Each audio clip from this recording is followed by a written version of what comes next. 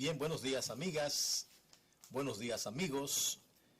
Como cada jueves les expreso que me siento muy complacido, muy grato compartir con ustedes en este Momentum de Seguros.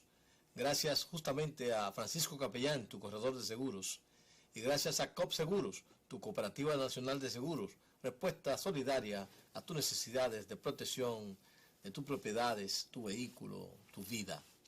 Y justamente voy a empezar hoy, 18 de noviembre, con un momentum histórico, porque como otras veces yo he dicho, ya esto no es momentum de seguros simple y llanamente, sino que es el momentum y algo más. ¿Por qué 18 de noviembre? ¿Qué significado tiene? Bueno, porque hoy se cumplen 60 años de los crímenes de la Hacienda María. ¿Y qué es Hacienda María? Bueno, una hacienda propiedad de los Trujillo, en San Cristóbal, y un día como hoy, pero de 1961,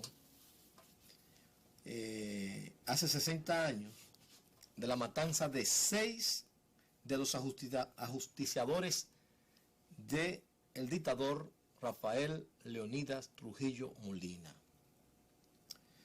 El horrendo hecho ocurrió en Nigua, San Cristóbal, donde fueron asesinados Luis Manuel Cáceres, es decir, los ciudadanos de Santo Domingo que conocen la Tunti Cáceres, en homenaje a ese héroe nacional, es Luis Manuel Cáceres Michel.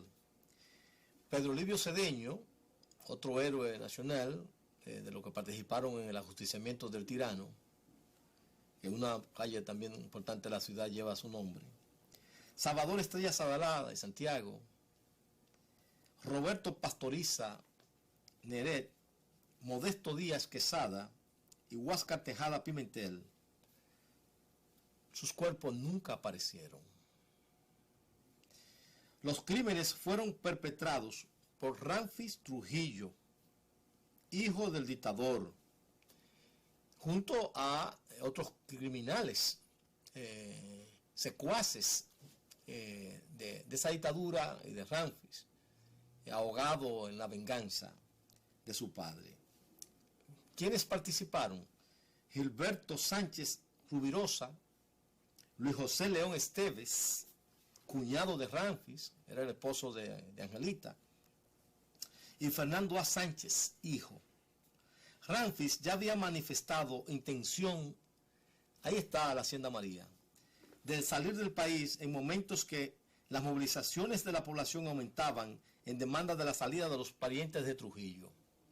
Días antes ya habían embarcado el ataúd de Trujillo, ya había salido doña María Molina, la esposa, doña María, la esposa de Trujillo, Martínez, y las hijas, y también habían sacado todo el botín, propiedad de los Trujillos, que a la vez era propiedad del pueblo dominicano, porque Trujillo se hizo sobre la base de la expropiación de la riqueza nacional.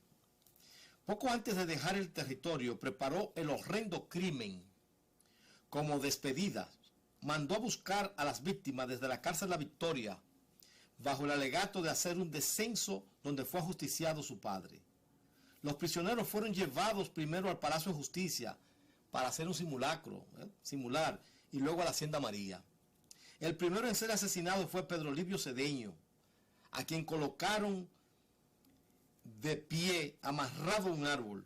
Ramfis, que junto a sus secuaces bebía tragos, es decir, borracho, fue quien disparó primero.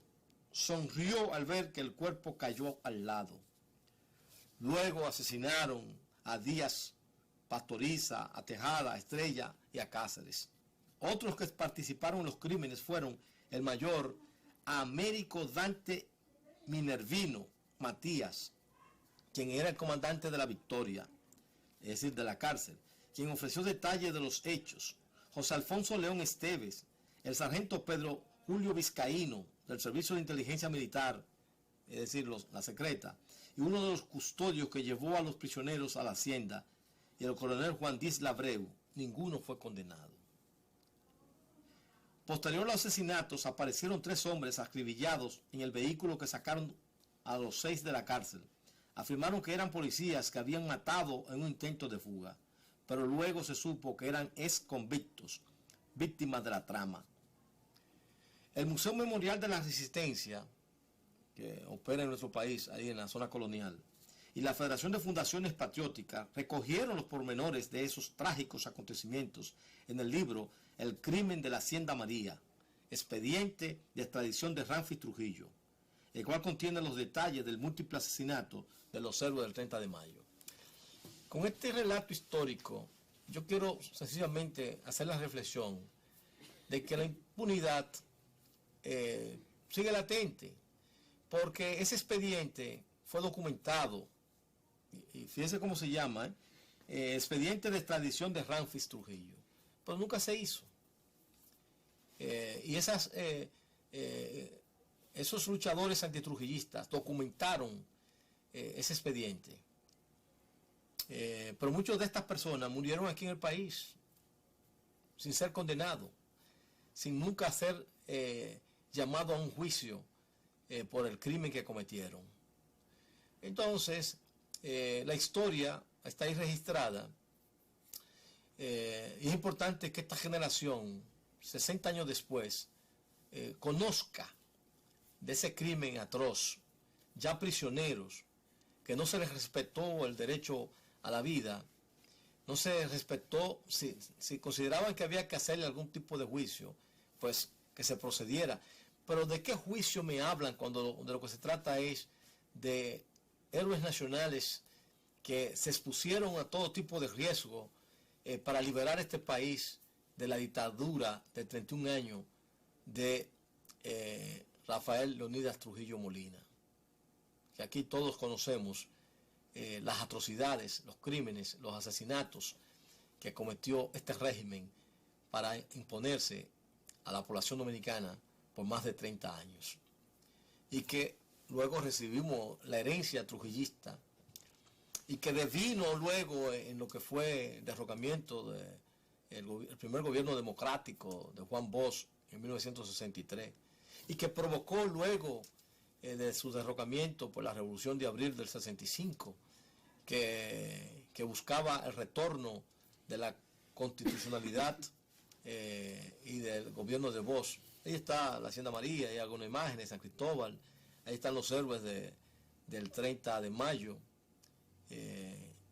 que estando presos en La Victoria, pues fueron vilmente asesinados por el hijo del tirano, Ramfis Trujillo.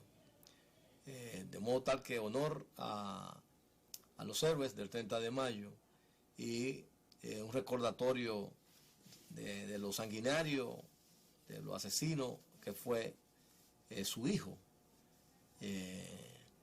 que acribilló de manera vil a estos héroes. Esa es la parte de momentum histórico en este momentum de seguros, porque de eso se trata, de contribuir a esta nueva generación para orientar, edificar, de cosas importantes que han gravitado en nuestra patria y que no debemos olvidar para que hechos de esta naturaleza no se repitan, porque los pueblos que olvidan su historia están condenados a repetirla. Antes de cerrar esta primera sesión de Momentum, entonces me voy a un Momentum del tiempo y comparto con ustedes lo siguiente. La directora de la Oficina Nacional de Meteorología, ONAMET, Gloria Ceballos, informó que la madrugada de este miércoles, es decir, de ayer, se registró la primera escarcha de la temporada frontal 2021-2022 a una temperatura de -1 grado, interesante, en Valle Nuevo, Constanza. Ceballos dijo que esta temporada comenzó este 15 de noviembre y que en esta época ya comienzan a manifestarse esas temperaturas a nivel de la altura de Valle Nuevo. -1 grado, interesantísimo. Varias personas tomaron fotografías de la escarcha de hielo que se asentó sobre la maleza y arbustos de la zona y la compartieron en redes sociales. La funcionaria afirmó a Diario Libre que en estos días habrá presencia de una brisa agradable en horas de la noche y primeras de la mañana, producto de un sistema de alta frecuencia que incide en el país, afectando principalmente la zona norte y noreste. Ceballos explicó que desde noviembre hasta marzo y durante los primeros días de abril se presentarán algunos sistemas frontales, generalmente en zonas de montañas, que es donde se registra esas temperaturas más frías. También aclaró que aún estamos en otoño y el invierno comienza alrededor del 20-21 de diciembre.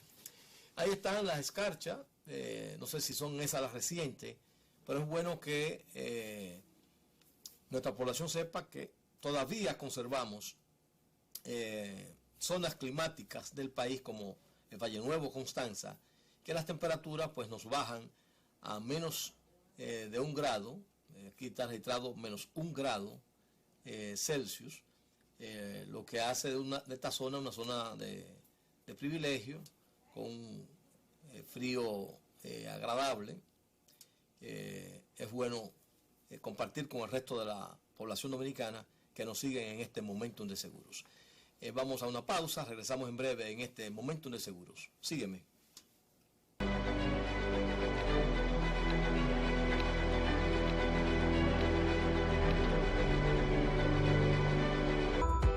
Francisco Capellán y Asociados, Corredores de Seguros, para brindarle asesoría en la intermediación de seguros, vehicular, de incendio, robo, seguro médico y de vida. Te representamos en cualquiera de las aseguradoras que prefieras, con eficiencia personalizada, calidad y servicio profesional, desde la suscripción hasta el pago de la reclamación. Santo Domingo Este y Santiago. 809-683-6830, 809-724-1174. Francisco Capellán y Asociados, sus corredores de seguros, para servirles siempre.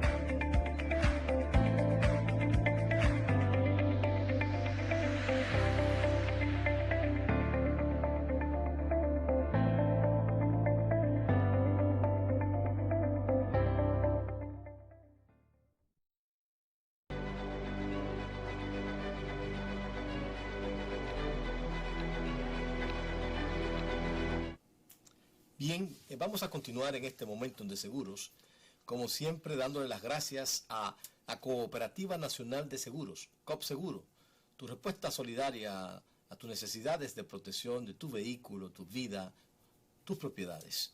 Y obviamente gracias a Francisco Capellán y Asociado, tu corredor de seguros, tu asesoría efectiva, eficiente, frente a tus necesidades de contratación de la mejor de tus coberturas y la más efectiva respuesta al momento de una reclamación, que como otras veces yo he indicado aquí, es el momento de la verdad, pues el corredor es el soporte del usuario de los seguros al momento de un choque, al momento de un robo o al momento de una reclamación por requerimientos médicos, ya sea consulta, cirugía o laboratorios, que es donde el corredor pues hace la efectiva labor de asesoría.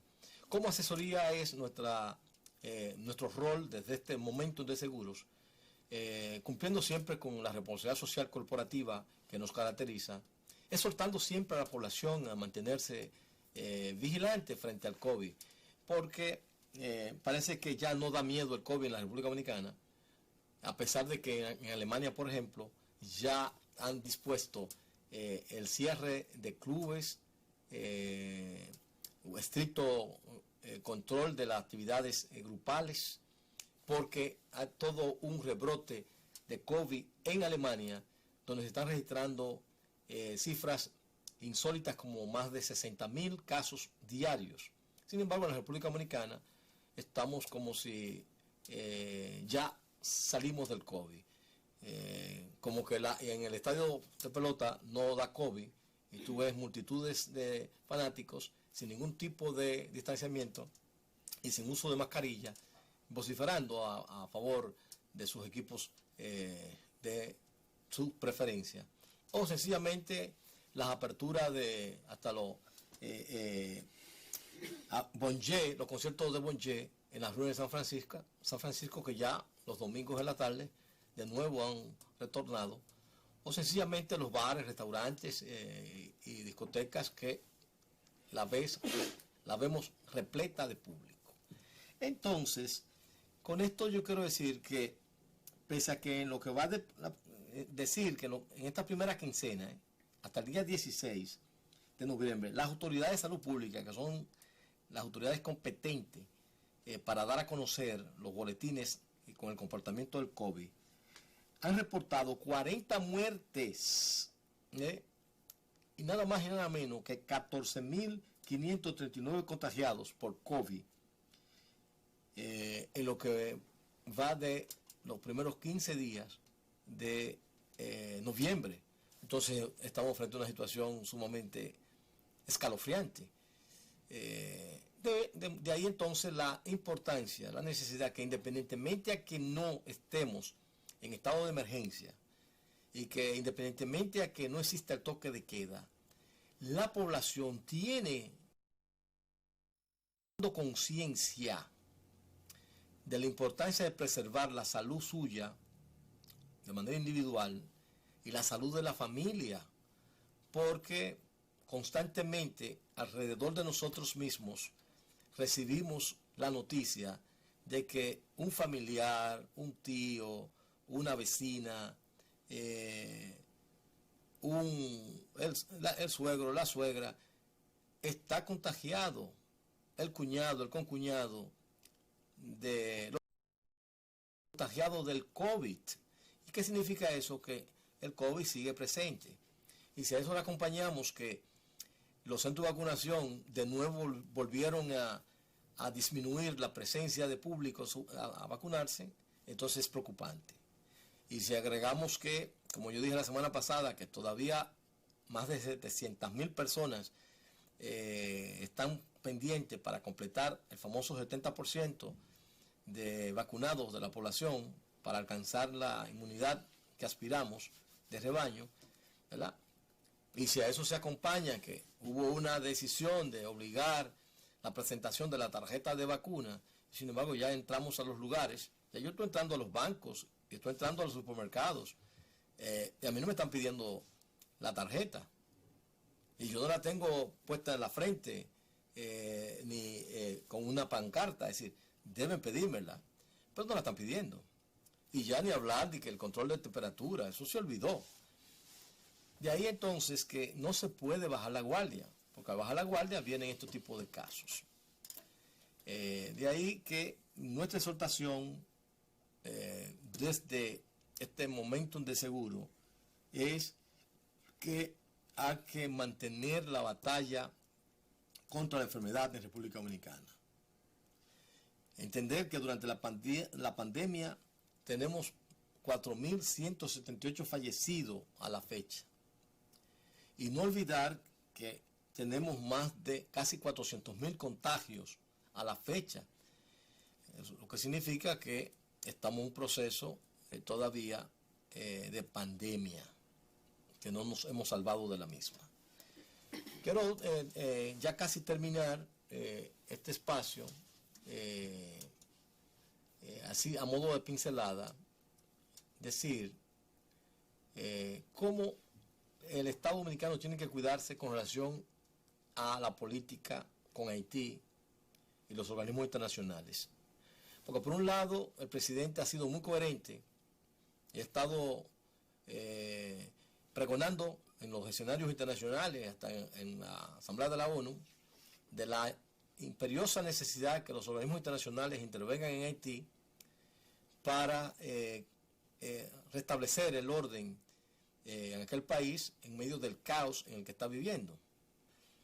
Pero mientras, por otro lado, al tomar medidas como detener a las parturientas en los hospitales, las mujeres embarazadas haitianas en los hospitales.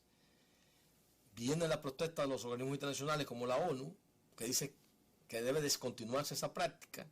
Entonces ahí viene la protesta de sectores nacionalistas diciendo que esos organismos internacionales no tienen por qué intervenir en la política interna de la República Dominicana en lo que tiene que ver con la migración, lo cual es una contradicción, porque si por un lado estamos pidiendo que los organismos internacionales y los países como Estados Unidos, Francia, Canadá intervengan en Haití y Unión Europea, al momento de tú violentar un derecho fundamental, que es el derecho a la salud,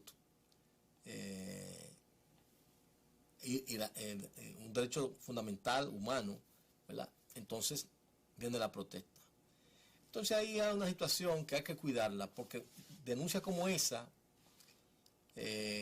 afectan la imagen del país. No olvidar que somos una aldea global.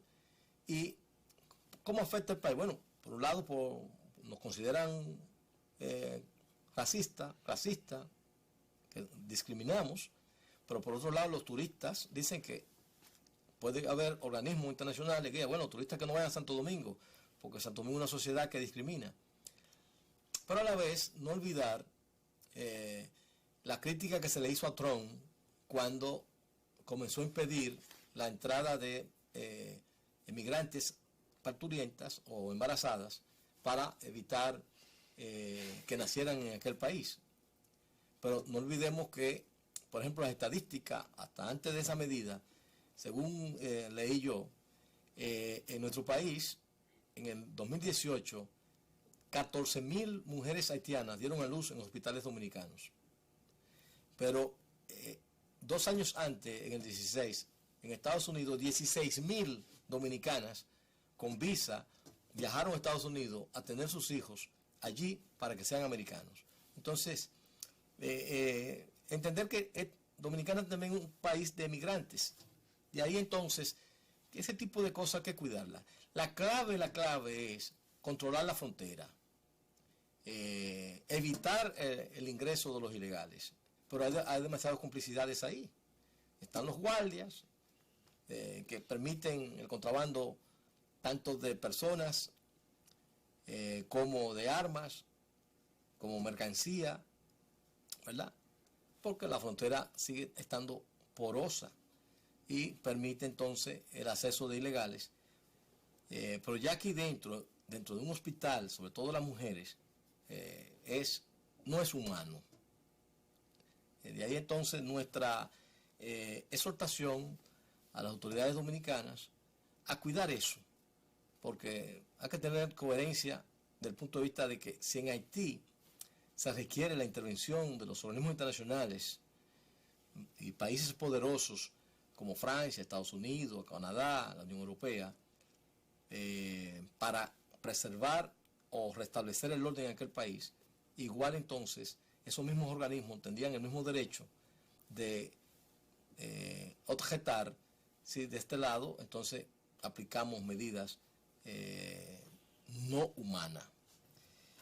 Señores, es nuestra participación el día de hoy en este momento de seguros, deseándole a todos el mejor de los días, y será pues hasta el próximo jueves que una vez más estaremos aquí compartiendo con todos ustedes en este momento de seguro. Pasen todo, feliz día.